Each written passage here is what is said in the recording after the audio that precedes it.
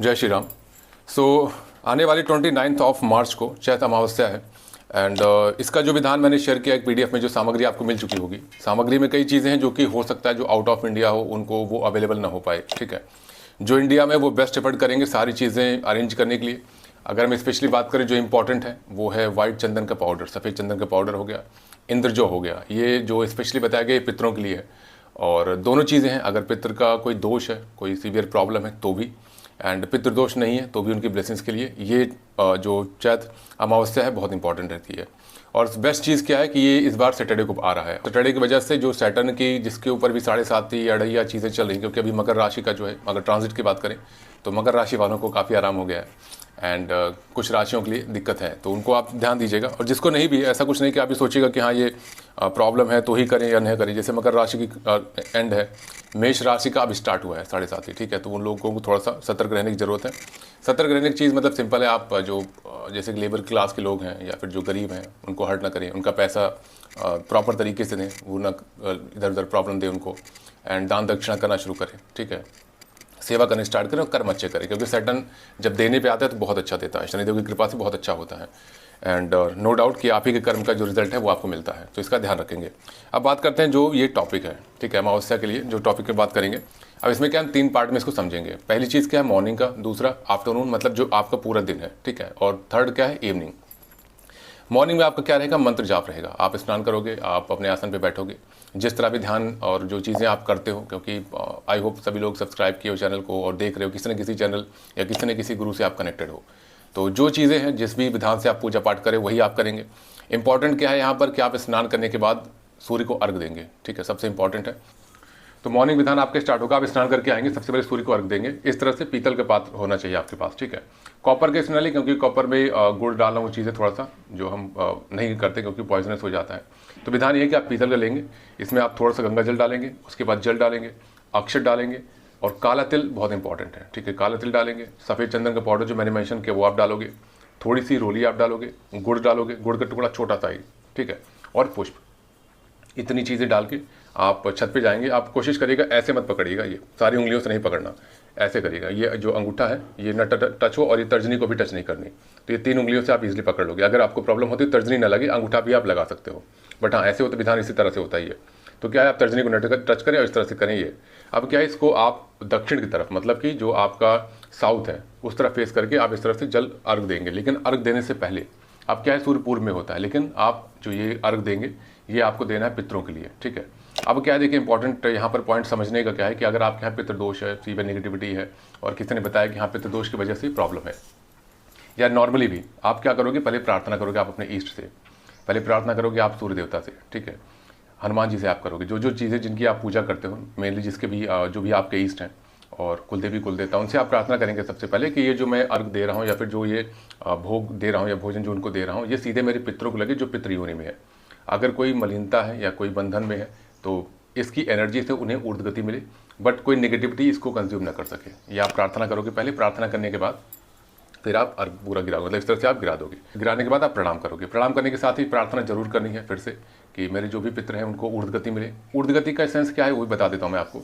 ऊर्ध्व गति का मतलब होता है कि अगर जैसे कि तो जैसे हम मनुष्य योनि में हैं, अब उसके बाद क्या होता है कि अगर किसी की अकाल मृत्यु हुई, ऐसा कुछ होता है तो वो प्रेत योनि में जाते हैं। अगर हम प्रार्थना करते हैं कि इस तरह कोई बंधित हो, क्योंकि होता क्या है कि हम में से बहुत सारे लोग हैं जिनकी अकाल मृत्यु हो जाती है या फिर सडन डेथ हो गई किसी की, या बॉडी पड़ी हुई है, किसी ने क्या किया, दाह संस्कार किया और चले आए, ठीक है, किसी तांत्रिक या भगत ने क्या किया, जो सिद्ध किया जाता है खोपड़ी को, वो करके लेके चला गया, तो बंधित हो जाते हैं, ठीक है।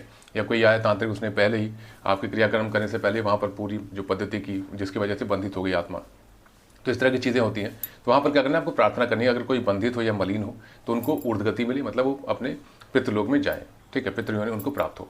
तो यहाँ से क्या होता है, ये जो एनर्जी होती है वो सीधे लगती है बिकॉज ऑफ योर जो आपकी प्रार्थना होती है उसकी वजह से वो चीज़ें जो होती है नेगेटिविटी कंज्यूम नहीं करती और सीधे आपके पितरों को मिलता है। और अमावस्या के दिन का ये ऐसा माना जाता है कि एनर्जी की जो चीज़ें होती है वो ओपन रहती है, सीधे पितरों तक वो चीज़ें लगती हैं। और ये बहुत ही इंपॉर्टेंट बात समझने की है आपको कि अगर पितृ दोष नहीं भी है तो ऐसा नहीं कि केवल पितरों का दोष ही आपके लाइफ को बर्बाद करता है। आप पितृ की, अगर आपके पितरों की कृपा आपके ऊपर बहुत अच्छी है तो जो प्रोटेक्शन होती है वो आपके डीटी से अच्छी प्रोटेक्शन आपके पितृ करते हैं। हमारे जो वेदों में चीज़ें मेंशन की गई कि हमारे जो ईष्ट होते हैं, जो देवता हैं, उनसे ऊपर हमें पितरों को मानना चाहिए। ठीक है, कुल देवी कुल देवता को मानना चाहिए। बट ये है कि अभी इसकी इन्फॉर्मेशन बहुत कम है क्योंकि शास्त्र कोई पढ़ता नहीं है। तो आप इसको समझो कि पितरों की ब्लेसिंग्स बहुत इंपॉर्टेंट है। ये हो गया मॉर्निंग का विधान, आपने जल दिया, जल डाल के फिर आप आओगे एंड अपने आसन पे बैठोगे स्नान करके ही, ठीक है। स्नान करने के बाद फिर आपको मंत्र जाप करना है, मतलब आप जो पाठ करते हो, जैसे सपोज करो आपने दीप जलाया, ओम श्री गणेशाय नमः करके दीप जलाया, दीप उठाया, अपने कुलदेवी कुलदेवता को दिखाया, इनकेस आपके सामने नहीं है तो केवल आप ध्यान करोगे कि आप अपने कुलदेवी कुलदेवता को दिखा रहे हो, उनको दंडवत प्रणाम कर रहे हो जिस भी मंदिर में आपके कुलदेवी कुलदेवता है होता है। अगर आपको नहीं पता तो माँ भगवती माँ दुर्गा को आप कुलदेवी की तरह देखें और भोले बाबा या भैरव बाबा को आप अपने कुलदेवता की तरह देखेंगे, ठीक है। इस तरह दिखा के फिर उसका सभी जो भी देवी देवता आपके पूजा घर में है आप उनको दीप दिखाएंगे, उसके बाद आप रखोगे, फिर धूप दिखाएंगे, फिर आप रखोगे, फिर पुष्प आप अर्पित करोगे और चंदन, मतलब ये कि जो पंचोपचार पूजन होता है इन्हीं चीज़ों का होता है। जैसे गंध हो गया, गंध मतलब जो टीका आप रोली लगाओगे, चंदन लगाओगे, फिर उसके बाद धूप हो गया, दीप हो गया, पहले दीप फिर धूप, उसके बाद फिर आप पुष्प हो गया, ठीक है। तो ये चीज़ें जो होती है वो पंचोपचार पूजन में आती है, इसको आप करोगे एंड फिर उसके बाद आप मंत्र जाप करोगे। अब ये है कि अगर कोई आप पाठ करते हो, आप पाठ करने के बाद मंत्र जाप करेंगे और करना कौन सा इंपॉर्टेंट, ये मंत्र बहुत ही इंपॉर्टेंट है, ओम नमो भगवते वासुदेवाय, ठीक है। ये मंत्र का जाप करना है। रीज़न क्या है, क्योंकि ये जो पितृयोनि या जो प्रेत योनि होती है, अगर आपको पता है जो रिचुअल्स होते हैं आफ्टर डेथ गरुड़ पुराण का पाठ किया जाता है, ठीक है। तो पितरों से रिलेटेड जो भी चीज़ें होती है वो विष्णु जी के लिए बहुत उत्तम है कि विष्णु जी का मंत्र हो गया, विष्णु जी के जो रिचुअल्स हैं वो किए जाते हैं पितरों की तृप्ति के लिए। तो इसलिए जैसे कि एक चीज़ और यहाँ बता दूँ कि आप अगर करना चाहो तो जो भगवद गीता है, ठीक है, श्रीमद् भगवद गीता में 7वां अध्याय जो है उसका पाठ करना बहुत शुभ माना जाता है पितरों के लिए, उनको ऊर्ध्वगति मिलती है उसकी एनर्जी से, तो ये आप करोगे बहुत अच्छा है। तो इसलिए विष्णु का जो मंत्र है, विष्णु जी का ओम नमो भगवते वासुदेवाय नमः, इसकी आप 11 माला 7 माला जो आपकी क्षमता वो आप करोगे, प्लस आप जो 7वां अध्याय उसका आप पाठ करोगे मॉर्निंग में, ठीक है। ये करने के बाद फिर आप बात आती है आपको आफ्टरनून में क्या करना है। जैसे इसी के बाद फिर हम हवन करेंगे। ये हवन विधान में सिंपल है, जो चीज़ें इंपॉर्टेंट है, आप एक हवन कुंड होना चाहिए, ठीक है। और आपके घर में स्थान कौन सा, अगर आप ब्रह्म स्थान पे करते हो मिडिल पे तो ठीक है, अदरवाइज नॉर्थ ईस्ट का जो स्थान है वहाँ पर भी आप हवन कर सकते हैं, बहुत अच्छा होगा। अब देखिए हवन सामग्री आप मार्केट से ले आइए, देखिएगा उसमें घुन या कीड़े इस तरह से कुछ ना हो। हवन सामग्री लाएंगे, आप उसमें क्या क्या ऐड करेंगे, हालांकि लिस्ट मैंने आपको दे रखी है, बट फिर भी आप समझो कि उसमें ऐड क्या किया जाता है। आप शहद डालेंगे, आप उसमें अक्षत डालेंगे, इंद्र जो होता है, मैंने फोटो में वो शायद लगा, आपके पास जो PDF होगी जो ग्रुप कम्युनिटी में शेयर हुई है तो उसमें मैंने फोटो भी लगा रखी है। आप इंद्र जो अगर आप गूगल पे भी डालोगे तो इजीली आ जाएगा, किसी पूजा की शॉप पे मिल जाता है, वो आप लोगे। और सफ़ेद चंदन उसमें डालना है एंड गुड़ डालना है और मखाना डालना है, ठीक है, एंड घी ऐड करना है। तो ये चीज़ें आप प्रॉपर ऐड करके, कितना अगर आप अकेले करते हो 250 ग्राम मोर देन इनफ है। काला तिल डालना है, तो ये चीज़ें आप मिला लोगे। 250 ग्राम में सपोज करो आप इतना, एक मुट्ठी आप ले लो काला तिल हो गया, एक मुट्ठी आप वो ले लो अक्षत हो गया, गूगल हो गया, और 1 चम्मच आप उसमें सफ़ेद चंदन आप डालो, 2-3 चम्मच आप घी डालो, मखाना लावा थोड़ा सा इतना जितना आ जाए इतना मखाना लावा डाल दो, ड्राई फ्रूट्स डाल दो, बादाम हो गया, आलमंड हो गया, बादाम और काजू जैसे हो गया, ये आलमंड एक ही चीज़ है। तो ये चीज़ें आप डाल के प्रॉपर मिक्स कर लेंगे एंड घी की क्वांटिटी कम मत रखिएगा, प्योर घी होना चाहिए, पूजा वाला घी ना हो। अब यहाँ पर देखिए मैं हर बार बोलता हूँ फिर भी हम इंपॉर्टेंट है, पूजा के शॉप पे आप जाके काला तिल ना लें कि काला तिल दे दो या घी दे दो, वो क्या होता है वो आपको ऐसा देते हैं कि उसमें कुछ होता ही नहीं है। बेटर ये है कि जो खाने वाला काला तिल होता है या फिर किसी जनरल स्टोर किराना पे जाके आप लेंगे तो बेटर रहता है कि आप उसको इस तरह से ऐसे मस लेंगे ना तो उसमें से ऑयल थोड़ा आता है, तो वो इंपॉर्टेंट है, वो जरूरी है। अदरवाइज तो ऐसे आप करोगे कचरा सा रहता है, वो केवल भूसी टाइप हो जाता है, कुछ नहीं, उसका कोई फायदा नहीं है। तो इसलिए काला तिल अच्छे से लीजिएगा एंड घी अच्छी क्वालिटी का लीजिएगा। अब देखिए घी ओरिजिनल मिले ना मिले, लेकिन हाँ आप अपने एंड से बेस्ट एफर्ट करें कि आपको ओरिजिनल काऊ घी मिलता है तो ठीक है, कुछ नहीं मिलता तो आप पतंजलि का ले लीजिएगा, ठीक है। एंड ये चीज़ें हो गई आपने मिलाया। अब उसके बाद हवन करना है। हवन में जो PDF ऑलरेडी मैंने कई बार शेयर की है कम्युनिटी में, मैं दोबारा शेयर कर दूंगा हवन का विधान क्या है। आप सारी चीज़ें प्रिपेयर करोगे, पवित्रीकरण करेंगे सारी सामग्री का। वहाँ पर क्या है कि आपको भोग का गोला भी लेना है, मतलब गरी का गोला, नारियल। गरी का गोला क्या है, जो आप खीर में डालते हो या जिसकी मिठाई बनती है जिसके अंदर कोकोनट ऑयल रहता है, आप ऐसे काटते हो ना जो, वो। अब उसमें क्या करना है, उसमें आपको सामग्री डालनी है। क्या क्या, थोड़ा सा आप हवन सामग्री, 1 चम्मच शहद, थोड़ा सा गुड़, मिठाई है तो मिठाई आप डाल दो, खीर आपको डालनी है, बहुत ज़रूरी है। आप मॉर्निंग में उठ के खीर जरूर बनाएं। खीर में क्या क्या इंपॉर्टेंट है, मखाना आप डालिए एंड केसर आपको ऐड करना है, इलायची अच्छे से डालिए, ड्राई फ्रूट्स अच्छे से डालिए। ये चीज़ें प्रिपेयर करके 1 चम्मच उसमें आप डालोगे खीर, ठीक है। 1 या 2 चम्मच जैसा आपके नारियल गोला का साइज़ है, 1 या 2 चम्मच आपने डाला। 11 लौंग डाल दीजिए, 1 इलायची डाल दीजिए उसमें, घी 1 चम्मच डाल दीजिए, थोड़ी सी और हवन सामग्री ऐड करके फिर उसको आप बंद कर दीजिए। किससे, मौली से। जो मौली होते हैं जो हाथ में कलावा बांधते हैं, इसी से आपको बंद कर देना। ये आपका भोग का गोला हो गया, आप इसको साइड रख दो, ठीक है। अब इसके बाद क्या करना है, आपने हवन सारी प्रिपरेशन कर ली, आप पवित्रीकरण करना है। पवित्रीकरण करने के बाद आप अग्नि प्रज्वलित करोगे। अग्नि कैसे, हवन कुंड के अंदर आपको सांभरी कप अगर होता है वो है तो ठीक है, उपला थोड़ा सा रख दो, अगर उपला है सांभरी कप, दोनों में से एक चीज़, दोनों चीज़ें नहीं है तो उसके इसमें आप भीमसेनी कपूर का टुकड़ा थोड़ा सा रखेंगे ठीक है। आप उसको अग्नि को बाहर प्रज्वलित करेंगे, सीधे डायरेक्टली अंदर अग्निकुंड में नहीं प्रज्वलित की जाती है। अब डायरेक्टली किसको हम करते हैं, डायरेक्टली जो चिता होती है जिसे हम लकड़ी कहते हैं। हवन में क्या है, शुभ कार्य में हम समिधा कहते हैं, समिधा मतलब लकड़ी है। अब क्या है, आपको बीच में भीमसेनी कपूर रखनी है हवन कुंड के अंदर, 2 समिधा रखनी है, मतलब 2 लकड़ी रखनी है। अग्नि को बाहर प्रज्वलित करेंगे किस पे, एक कॉपर का या फिर पीतल का कोई एक चम्मच हो जो कि आपका ऐसा ना हो जिसमें आप खाना खाते हो, ऐसा कोई एक पात्र ले लेना, उस पर कपूर रख के आप उसको जलाएं, अपने सामने लाएं। ठीक है, 1 राउंड इस तरह से हवन कुंड का, और फिर हाफ राउंड करके सामने से ला के जो बीच में भीमसेनी कपूर रखा है उसी के ऊपर आप गिरा दें। अग्नि जो है ऊर्ध्वमुखी होगी। आप अग्नि को प्रणाम करें, प्रणाम करने के बाद फिर 2 समिधा 2-3 समिधा ऊपर रखें इस तरह से कि अग्नि शांत ना हो जाए। आपको इस तरह से अग्नि प्रज्वलित करके अपने सामने से लाना है, प्रार्थना करते हुए कि कोई विघ्न अग्नि देवता सारी चीज़ें शुद्धिकरण हो जाए। फिर सामने से ला के धीरे से इसमें आपको इस तरह से गिरा देना है। अग्नि प्रज्वलित हो गई हमारी। अब आपको समिधा ऊपर से लगानी है। ठीक है, प्रॉपर सेटअप करें। हालांकि जो मैक्सिमम साधक हैं उनको ऑलरेडी पता है कैसे हवन करना है, बट फिर भी क्योंकि ये यूट्यूब पे भी शेयर होने वाला है एंड जो हमारे व्हाट्सएप कम्युनिटी है उनके भी शेयर होगा, तो इसलिए आप समझो हवन के लिए वीडियोज़ भी अवेलेबल हैं, वो आप देख लेना।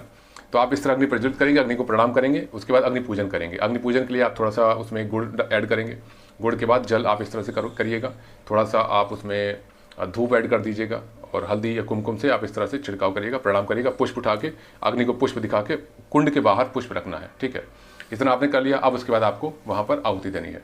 अब लक्ष्मी जी के लिए भी आप इसमें करोगे, यह भी बहुत इंपॉर्टेंट है। आप नोट कर लेना इस चीज़ को कि आप कम से कम 11 जो कमलगट्टे का सीड होता है वो आप रखिएगा साइड में, घी के अंदर, छोटी सी कटोरी 11 कमलगट्टे का सीड, थोड़ा सा घी, इसको आप साइड में रखिएगा। मैं आपको बताऊंगा कैसे करना है। तो हवन कुंड प्रिपरेशन अग्नि प्रज्वलित करने के बाद आप 7 आहुतियाँ दोगे। ओम प्रजापति वाला जो मंत्र यहाँ पर पूरा लगा है, इसमें 7 आहुति आप घी से दोगे। घी से देने के बाद फिर 1-1 आहुति या 3-3 आहुति, जिस तरह से क्रम है। हवन कुंड के साइज पे मैटर करता है, कितना बड़ा क्या कैसे है, या हवन सामग्री मैटर करता है, तो देख लीजिएगा। अगर आप नए हैं तो 1 आहुति रखिएगा, 1-1 आहुति, मतलब गणेश जी हो गए, शिव जी हैं एंड काल भैरव हैं, कुलदेवी हैं, कुलदेवता है। ठीक है, एंड ये चीज़ें हैं जो भी आपके डीटी हैं, जो आपके पूजा घर में है, राम जी हैं, हनुमान जी हैं, तो 1-1 आहुति आप रखिएगा।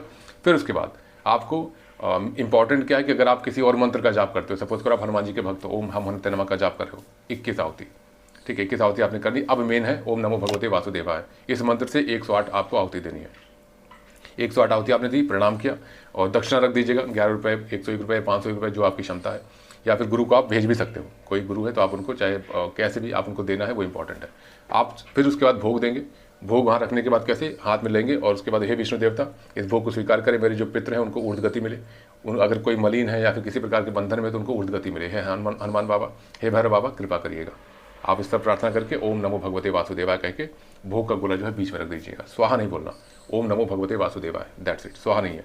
बाकी आहुति स्वाहा लगा के आप करोगे, लेकिन जो भोग दिया जाता है उसमें स्वाहा नहीं बोलना। ठीक है, अब आपने ये रख दिया। भोग लगने के बाद भोग आपने वहाँ रख दिया, उसके बाद आप खड़े होंगे, आपको पूर्णाहुति देनी है। पूर्णाहुति के लिए पान का पत्ता होना चाहिए आपके पास, वो भी सीधा पान का पत्ता होता है जहाँ डार्क होता है ग्रीन। ठीक है, उसको अपोजिट करिए, उस पर जो हवन सामग्री बची होगी 1 चम्मच बचानी है उसी में से। ठीक है, 1 चम्मच आप उसमें रखोगे, थोड़ा सा आप एक सुपारी लेके उसमें मौली लपेटना। ठीक है, सुपारी लीजिएगा, उसमें मौली 3-4-5 बार लपेट के तोड़ के उसको उसके ऊपर रख दीजिएगा। मतलब पान का पत्ता हो गया, हवन सामग्री हो गई जो बची हुई है, उसके ऊपर सुपारी जो मौली लपेटी हुई है रख के आप खड़े हो जाइए। और फिर उसके बाद अग्नि में खड़े होकर पूर्णाहुति देनी है। मंत्र भी आपको PDF में मिल जाएगा। पूर्णाहुति जब आप दोगे तो सामने से नहीं गिराना। ठीक है, ये थाली है ना, सब थोड़ी थाली आपकी, अपनी तरफ करके अग्नि में अपनी तरफ करके गिराएंगे। गिरा के प्रणाम करो, आप बैठ जाओ। फिर घी 1 चम्मच पूरी भर के नीचे से घी ऐसे डालिएगा और अपने हाइट से ऊपर तक लेके जाइएगा, पूरी एक धार बना के। प्रणाम करके फिर आप जल चारों तरफ गिरा के प्रणाम कर लें, दैट्स इट। ये आपका हवन हो गया। हवन विधान वैसे PDF में मेंशन रहेगा, एक नॉर्मल वे में बता दे रहा हूँ। हवन करने के बाद अब बात करते हैं आपको करना क्या है। इवनिंग में आप दान करोगे। ठीक है, और दिन में भी अगर हो सके चींटियों को दान करें, मछलियों को अगर चारा आप दे सकते हो, जाके कोई तालाब है या नहर है वहाँ पर आप कर सकते हैं। इवनिंग में आप जाएंगे तो जो भी गरीब आपको मिलते हैं, जो टेम्पल के बाहर हो या फिर अगर नॉर्मली भी, तो वहाँ पर टेम्पल के बाहर हो या नॉर्मली भी आप आटा या चावल का दान करिएगा, बहुत ज़रूरी है। ठीक है, जिसका सैटर्न खराब है उनके लिए इंपॉर्टेंट है, या अगर सैटर्न नहीं भी खराब तो एक दान दक्षिणा से आपकी जो वृद्धि होती है बहुत अच्छी होती है। तो आप दान करेंगे। और पीपल के पेड़ के पास आपको कुछ रिचुअल्स करने हैं। आप अब उसको समझिएगा, बहुत इंपॉर्टेंट है। इवनिंग का विधान बता रहा हूँ मैं, टाइम 5-5:30। ठीक है, आप जाएंगे पीपल के पेड़ के पास, वहाँ पर पीतल का ही लोटा लीजिएगा, उसमें कच्चा दूध, जल, अक्षत और जो जो चीज़ें आपने मॉर्निंग में अर्घ दी थी वही चीज़ें। ठीक है, हाँ, दूध उसमें रहेगा, जो कि मॉर्निंग में आप अगर चाहो तो ऐड कर सकते हो, नहीं भी ऐड कर सकते।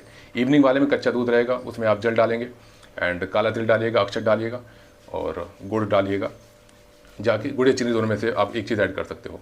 फिर आप जाके पीपल के जड़ में आप इस प्रार्थना के साथ अपने ईष्ट से कि जो मेरे पितर हैं ये उनके लिए, आप सीधे उन्हीं को मिले, कोई किसी प्रकार की नकारात्मकता इसको ना एब्जॉर्व कर पाए या ना खा पाए या ना ले पाए, ठीक है। इस तरह से एक भाव के साथ आप उसमें जल में डालेंगे और ओम नमो भगवते वासुदेवाय, ओम नमो भगवते वासुदेवाय प्रार्थना करेंगे गणेश जी से, अपने ईष्ट से और भैरव जी से कि नेगेटिविटी किसी प्रकार से ये जो मैं भोग दे रहा हूँ उनको ले ना पाए। ये प्रार्थना में हमेशा रखिएगा, चाहे आप हवन करते हो तो भी, आप अर्घ दे रहे हो मॉर्निंग में तो भी, और इवनिंग में अगर पीपल को चढ़ा रहे हो तो भी, ये चीज़ें आपको याद रखनी है। अब उसके बाद आपको क्या करना है, वहीं पर अगर हो सके तो आप दान भी कर दीजिएगा। आटा या चावल जो मंदिर के बाहर रहते हैं देख कर करिएगा जिसको नीड है, क्योंकि वो पका के खाएगा तो ज़्यादा उत्तम है, उसका रिजल्ट आपको मिलेगा। अगर वो बेच देंगे तो उसका कोई फ़ायदा नहीं, तो इसको आपको देख के करना है, ठीक है। ये हो गया। अब उसके बाद क्या है, आप आओगे इवनिंग की साधना पूजा कैसे करनी है। इवनिंग में फिर से आप भगवत गीता का 7वां अध्याय का पाठ करेंगे, इंपॉर्टेंट है इवनिंग के लिए, प्लस ओम नमो भगवते वासुदेवाय का मंत्र जाप करेंगे। दैट्स इट, ये विधान कंप्लीट हो गया। अब क्या है, आपको जिनको कुछ मैनिफेस्टेशन करना है, ठीक है, ये पार्ट इंपॉर्टेंट है। जिनको मैनिफेस्टेशन करना है वो एक येलो स्लिप लेंगे, उस पर ब्लू कलर की पेन से जो उनको मैनिफेस्ट करना है।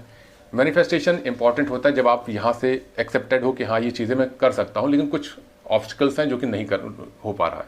सपोज करिए मैं एग्जांपल अगर लेता हूँ, तो अगर मैं अभी सोचूं कि हाँ ठीक है मुझे एक ग्रंथ या एक स्क्रिप्चर पूरा पढ़ना है, जो 4-5 ग्रंथ है इसको पढ़ना है 1 महीने के अंदर, तो मुझे पता है कि हाँ मैं पढ़ सकता हूँ, लेकिन कुछ चीज़ें जो कि रोक रही हैं, तो उसका मैनिफेस्टेशन मैं कर सकता हूँ। एक आपकी लैंग्वेज में अगर बात करें कि आप सक्सेस चाह रहे हो या अमाउंट एक सक्सेस मटेरियलिस्टिक सक्सेस चाह रहे हो, तो आपकी सैलरी 50,000 है, तो आप सोचो 1.5 लाख या 2 लाख की सैलरी हो जाए, तो वो मैनिफेस्ट आप कर सकते हो। नॉट फॉर 1 करोड़, ऐसा नहीं हो सकता कि आप 50,000 से 1 लाख से सीधे 1 करोड़ का मैनिफेस्टेशन करो, वो अभी नहीं पॉसिबल। स्टेप बाय स्टेप होता है। तो आप मल्टीपल टाइम्स रखना कि जैसे कि 50,000 की सैलरी है तो आप 1.5 लाख 2 लाख की मैनिफेस्टेशन करो कि मेरा घर परिवार उन्नति हो, सारी चीज़ें अच्छी मिले। इस तरह से मैनिफेस्टेशन किया जाता है कि आप यहाँ से एक्सेप्ट कर पाओ कि हाँ ये मैं कर तो सकता हूँ, लेकिन ये जो ऑब्स्टिकल्स हैं ये मुझे करने नहीं देते, ठीक है। ये चीज़ें होती मैनिफेस्ट इस तरह से किया जाता है। तो उतना ही आप उस तरह मेंशन करिएगा। नेगेटिविटी है तो ये चीज़ें काफ़ी हैं, वहाँ पर अनावश्यक की चीज़ें नहीं, फिर वो आगे जो नवरात्रि आएगी उसमें नेगेटिविटी का हवन होता है, इतना आप करिएगा, दैट्स इट। और बाकी अगर कोई प्रश्न किसी का रह जाता है तो आप मुझे बता सकते हैं। कुछ चीज़ें हैं जैसे कि क्रोध नहीं करना, आपको पूरे दिन गुस्सा नहीं करना। अगर आप गुस्सा करोगे तो कहीं ना कहीं वो चीज़ें गड़बड़ हो जाती है। सेकंड क्या है कि जो भी हैं आपके पेरेंट्स, उनकी आप रिस्पेक्ट करोगे। पेरेंट्स के लिए कुछ भी अब्यूसिव नहीं करना। बहुत सारे लोग हैं जो कि पितरों के लिए तो बहुत करना चाहते हैं, लेकिन अपने ही पेरेंट्स को अच्छे से रिस्पेक्ट नहीं दे पाते हैं। तो ये इंपॉर्टेंट है कि वो आपको ध्यान देना है। जितना आप अपने पेरेंट्स के लिए करते हो उतना आपके पितर खुश होते हैं। जितना आप पेरेंट्स को हर्ट करोगे पितर उतना आपको डैमेज कर देंगे, क्योंकि उनके लिए क्या है, आप नहीं हो, आपके पिता है, ठीक है। तो ये चीज़ें इंपॉर्टेंट है। और जब आप पीपल के पेड़ के पास जाके वहाँ जल डालेंगे तो एक दीप भी जलाना है, दीपदान वहीं करना है आपको। हालांकि मैं बीच में बताना भूल गया, तो वहीं पर आप दीपदान करोगे। किसमें? सरसों का तेल लीजिएगा या घी का, बेटर है घी का लीजिएगा। घी का तेल लेके 2-4 उसमें काला तिल ऐड करके आप दीप जलाइएगा, प्रणाम करिएगा ओम नमो भगवते वासुदेवाय, और अपने ईष्ट से भैरव बाबा से गणेश जी से प्रणाम करके वो वहाँ रख दीजिएगा। ये हो गया आपका दीपदान, सिंपल विधान है, ठीक है। इतनी चीज़ें हैं। और अगर हम क्रम की बात करें तो एक शॉर्ट में मैं इसको कंक्लूड कर देता हूँ। मॉर्निंग में आप क्या करोगे, स्नान करके सबसे पहले आप अर्घ दोगे, जिसमें कि कुछ चीज़ें हैं वो आपको मिल जाएंगी। अर्घ देने के बाद आप आके पूजा करोगे। मंत्र साधना इंपॉर्टेंट है, ओम नमो भगवते वासुदेवाय। दोपहर में अगर कोई मिलता है आप दान कर दीजिएगा अनाज का, या फिर जो चावल और आटा है। नहीं मिलता है इवनिंग में आप जाइएगा टेंपल में, जैसे 5:30 बजे शनि टेंपल जो होता है, या फिर जहाँ पर पीपल के पेड़ आपको मिले वहाँ आप दान कर दीजिएगा। और इवनिंग में ही आपको जो कच्चा दूध हो गया, जो मैंने बताया पूरा विधान, पीतल के लोटे में, वो आपको चढ़ाना है, प्लस वहाँ दीपदान करना है। वापस आएंगे, फिर उसके बाद जो भगवत गीता का 7वां अध्याय करेंगे, ओम नमो भगवते वासुदेवाय मंत्र साधना करेंगे। प्रार्थना पूरे दिन जब जो रिचुअल्स आप करोगे करनी है गणेश जी से, भैरव जी से, और अपने ईष्ट से, कुलदेवी कुलदेवता से भी आप कर सकते हो कि किसी प्रकार की नकारात्मक ऊर्जा मेरे जो ये भोग में दे रहा हूँ, जो ये रिचुअल्स कर रहा हूँ, इसकी एनर्जी और कोई न ले पाए, सीधे मेरे पितरों को लगे। That's it. इतनी चीज़ें हैं इंपॉर्टेंट। बाकी अगर कोई किसी का डाउट रहता है तो आप मुझे बताइएगा कमेंट में, मैं उसका रिप्लाई करूँगा।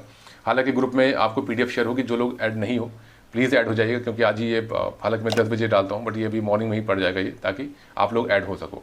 तो आप लिंक है इसमें, आप ऐड हो जाइएगा। PDF दोबारा मैं शेयर करूँगा इवनिंग में 6-7 बजे करीब। लाइव सेशन आज है, ठीक है। हालांकि अगर आप बाद में देख रहे हो तो वो मिस हो जाएगा, बट हाँ लाइव सेशन यूट्यूब पर आपको मिल जाएगा। आज लाइव सेशन होगा, यूट्यूब पर भी रहेंगे, क्योंकि अप्रॉक्स 3-4 थाउजेंड की कम्युनिटी है, तो कहीं ना कहीं वो जूम पे पॉसिबल नहीं हो पाएगा। तो इसलिए ये यूट्यूब पर ही रहेगा लाइव। कोई क्वेश्चन अगर आपका रहता है तो आप लाइव में भी पूछ सकते हो, कमेंट में भी पूछ सकते हैं, ठीक है। मैं सभी का चेक करके रिप्लाई करूँगा। जय श्री राम, हर हर महादेव।